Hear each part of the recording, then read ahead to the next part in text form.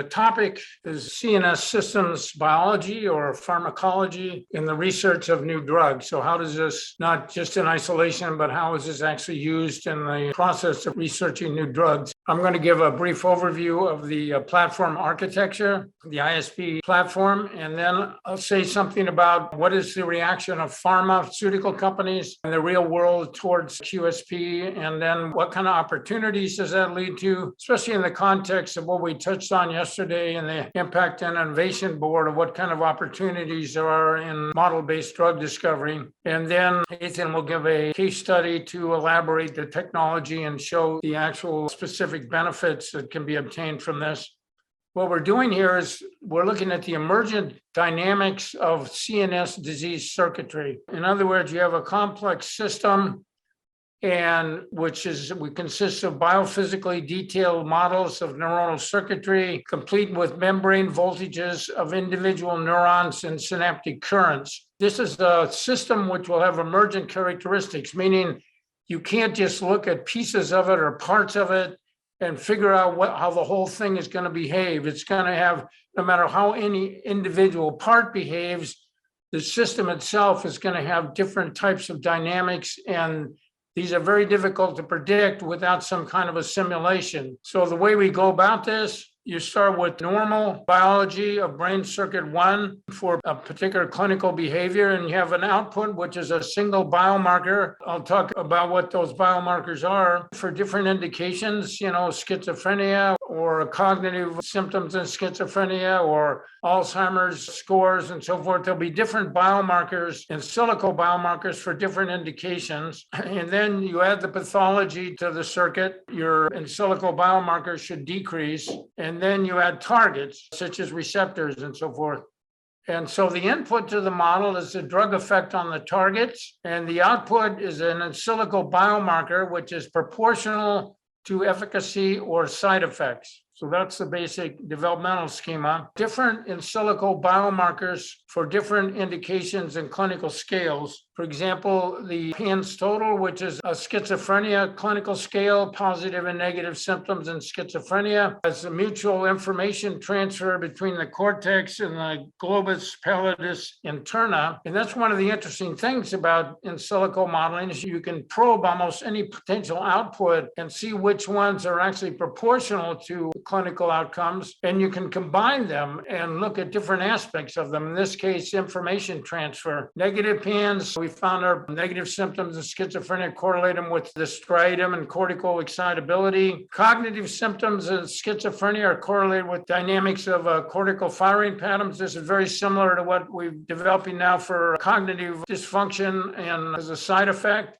Using the same paradigm, Huntington's disease is correlated with thalamic cell excitability. Parkinson's symptoms are correlated with subthalamic nucleus rhythms. So as you can see, there are many different possible readouts from these circuits, depending on the indication, different in silico biomarkers. How is this platform then utilized? The first step is to develop some kind of a connection between the circuitry and an actual clinical scale so we can make a prediction. Because what's unique about this is the ability to make a prediction of an actual clinical output. So the way we go about this is to take a number of past clinical trials, and each of these dots here represents a clinical trial and the average result, and we plug in the pharmacology of the drug in that trial. That drug may affect a lot of CNS drugs, will hit multiple targets. And so we're getting a lot of information. Then we plot the in silico biomarker, the circuit output against the actual score.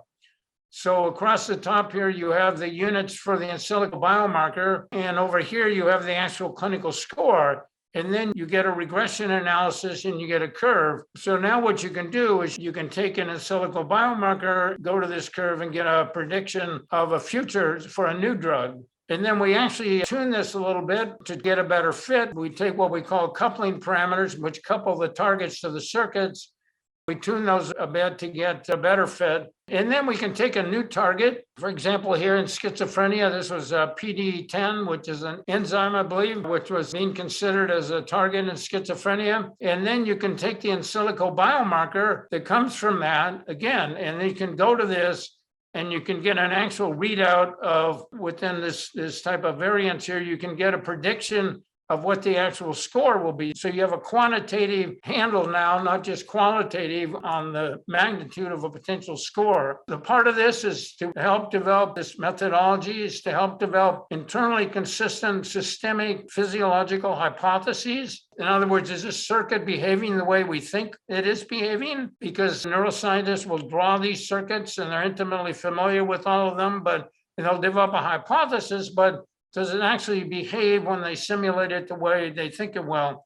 The regression equation enables a low resolution estimate of clinical effects. So this is another major value, which is quite unique. And the clinical correlation is a competitive validation. In other words, the fact that we actually are able to capture what's happening and related to a clinical score is a competitive validation relative to a comparator models and comparator approaches. That was the platform architecture and how we apply it. And then how is this actually accepted in pharma?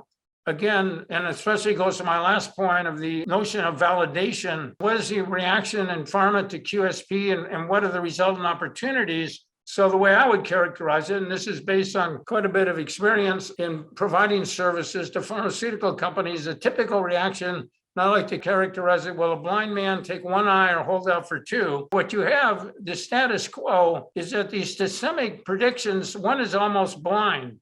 Because if you look at the complexity of these circuits, it's impossible to understand what the emergent characteristics are just by looking at it. You can draw these pictures, you have animal models and so forth, but animals, especially for central nervous system diseases where you have high-level functions that involve language that are distinctly human, it's very difficult to understand how a target is going to affect the emergent characteristic of this circuit. So you're basically blind. And it's shown in the result that a lot of losing economics CNS drug discovery. The status quo is that you're basically almost blind, and then you have a QSP simulation. And the relevant comparison is this better than what I have now? Just like when you're running a clinical trial, you have a placebo or the standard of care. It's not, did you cure the disease?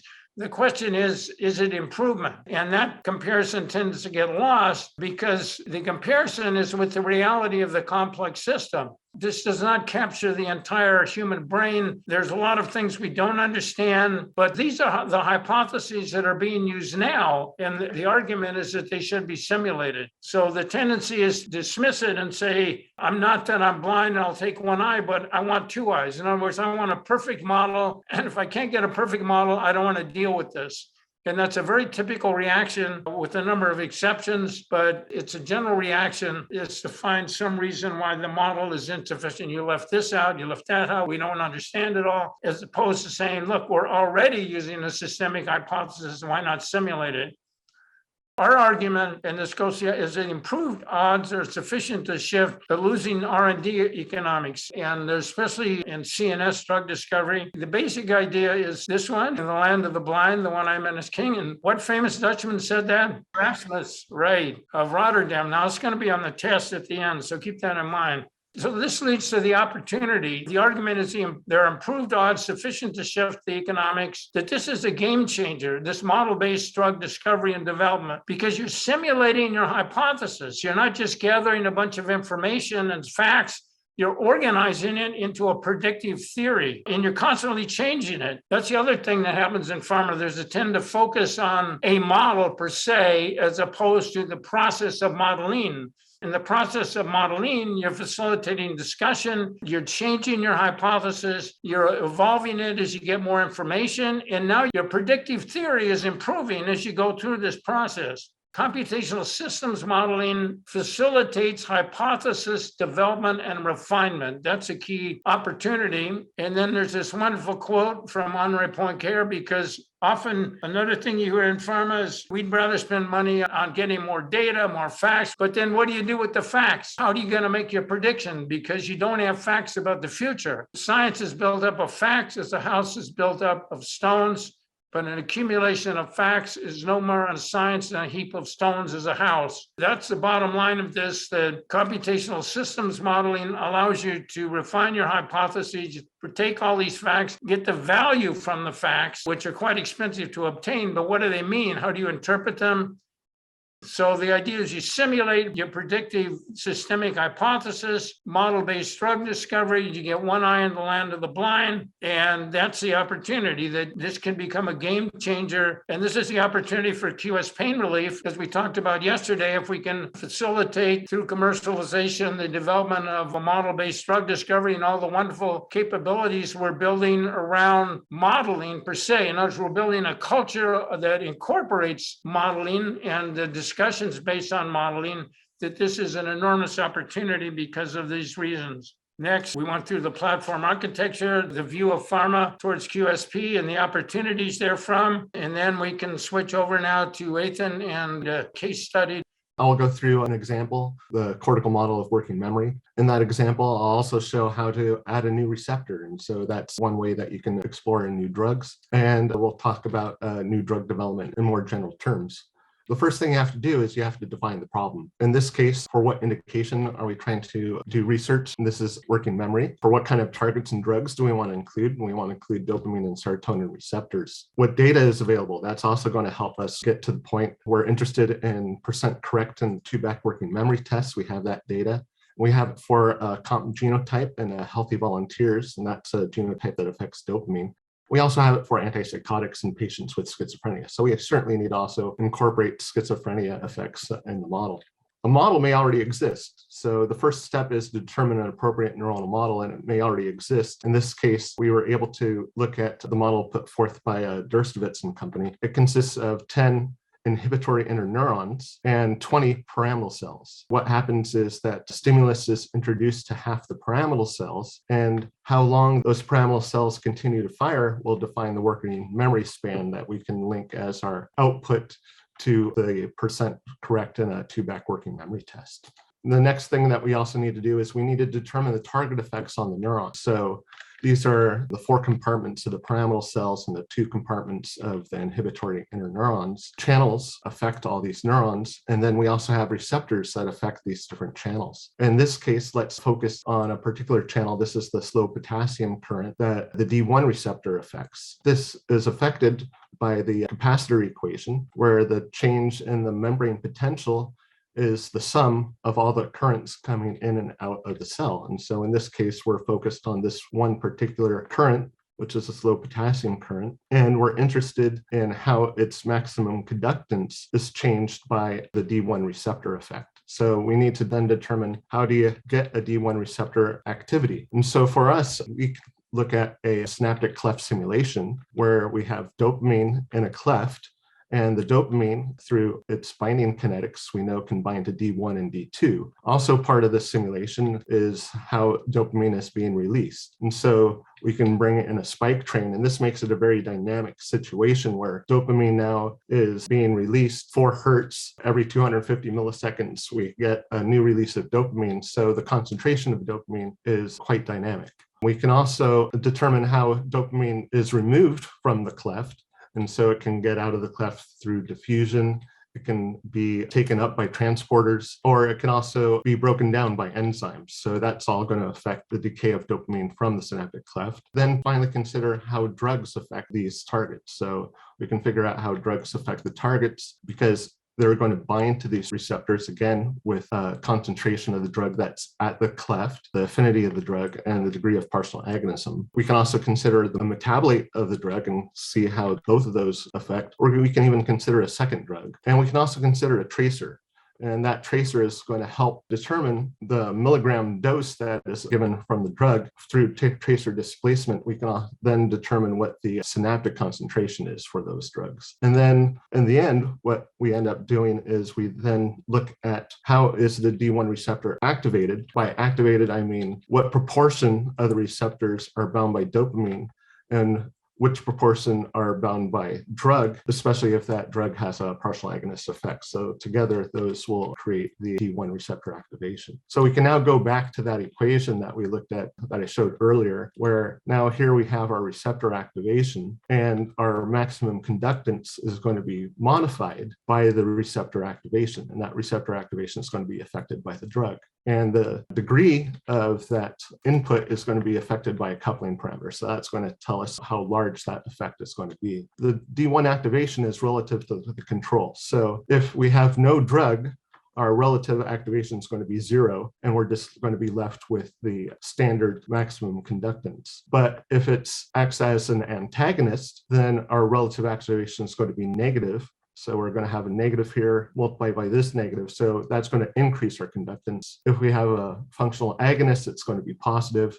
And then this negative sign is going to win out, and it's going to decrease the conductance. For the coupling parameter, this is going to be altered to get the best fit that we can with the clinical results. The parameter is initialized to the preclinical value of 0.3, and the calibrated value ends up being 0.367. The process of calibration serves multiple purposes. Not only is it linking it to clinical outcome, but as well, it's kind of filling in the gaps that the model might have missed, as well as model a more in vivo-like situation instead of necessarily an in silico situation where the parameter came from. I mean, not in silico, in vitro situation. So knowing how to calibrate the model, we're able to plot the effects for each side. So each one of these points is a model outcome, where on the x-axis is the model outcome, and on the y-axis is the clinical outcome. When we end up changing different sets of coupling parameters, we're not changing the clinical outcome. That's fixed. But what it does change is the model output. So every time we look at a different calibration set, these points are going to shift left or right. This relationship that we establish here that goes from the working memory span to the percent correct and the 2-back working memory test, that then ends up being what we use to determine prediction. So for example, if your working memory span is 8 seconds, then we can come up to this line that is the relationship between our model output and the clinical score, and determine that the clinical score for this particular drug dose combination would end up being 63% correct. The next thing is you need to also get some confidence with your models. Can it be validated? So our new results might have become available between the time you began building the model and the time that the model has been completed. So do those results work? Are you able to predict those new results? Maybe some results were held back from the calibration process to be used as validating. The other thing you can ask is, do model predictions make sense? For example, is the dose response curve for a particular drug qualitatively correct? This might give you some examples that your model is doing something on the right path. Now, let's say you've built the model, you have confidence in it, and you want to introduce a new receptor effect. This is an example where Pfizer came to us. They said we had a compound that affects the serotonin 4 receptor. How does that going to affect cognition? We had to do some research and figure out that the serotonin 4 receptor has an effect on the delayed rectifying potassium current, where the maximum serotonin 4 activation reduces the conductance of that channel by 50%. So that's going to give us an initial coupling parameter that's fixed with that value. We also know that it's going to modify the calcium-mediated potassium channel, and we know that this effect is half as strong, so that coupling parameter is going to be half as large as this one. And we also know that it's going to affect the GABA receptor conductance with a range of plus or minus 20%. We're able to incorporate all of these by bringing them into the model. And we know that the serotonin 4 receptors are co-localized with serotonin 1A receptors. Every compartment that has a serotonin 1A receptor, like this one here, is also going to have a serotonin 4 receptor. And we already know from the previous slide that it's going to affect the calcium-mediated potassium currents and the delayed rectifying potassium currents. When effects were incorporated, the model showed as serotonin activation increased, cognition improved. Unfortunately, for the project that we were involved with, the compound that they had created was actually a functional antagonist. It had a very low efficacy or degree of partial agonism, I should say. So that compared to the situation with this serotonin, when you added the drug, the receptor ended up being activated less. There was no drug there at all. And the synaptic cleft simulation showed that. When the compound was tested in healthy volunteers that had a cognitive deficit due to scopolamine, this is something that we were able to model. The compound worsened the working memory outcome at a low dose. for new drugs, what insights are gained with the model. So a sensitivity analysis is very useful. It determines the most important modes of action, and those can point to areas in need of further model refinement. And as well, it can also lead to drug development. So for example, if you have one receptor, let's say the D1 receptor, shows a very high increase in cognition, perhaps a drug that affects the D1 receptor is the drug that you should develop and target. And that can be shown with the sensitivity analysis. As well, what does the model predict for existing drugs? So we can also use the models to predict outcomes of a battery of known drugs. Everything's done in silico. We're able to just churn through the different drug effects. And so an example of this might be a pharmaceutical company that has a library of compounds. The ones that are applicable to the model can be simulated, and you can determine, hey, maybe you even have a compound that will be good for this indication, and you didn't even know it.